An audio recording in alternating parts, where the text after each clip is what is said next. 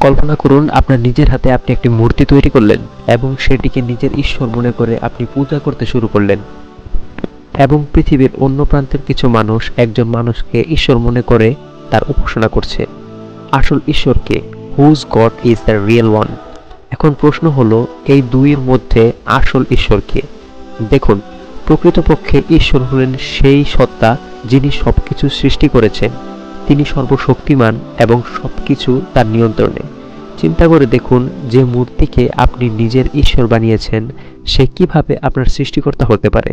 একইভাবে in the same way একজন মানুষ কোনো ঈশ্বর হতে পারে না, কারণ তিনি নিজেও অন্য একজন মানুষের মাধ্যমেই পৃথিবীতে এসেছেন।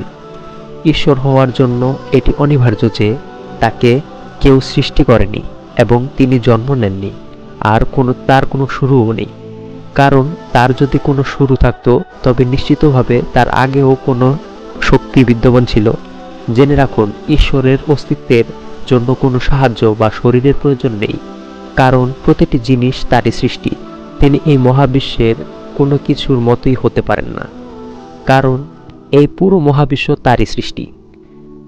যে নিজে অন্যের উপর নির্ভরশীল, তা সে পাথর হোক বা মানুষ, সে ঈশ্বর হতে পারে না।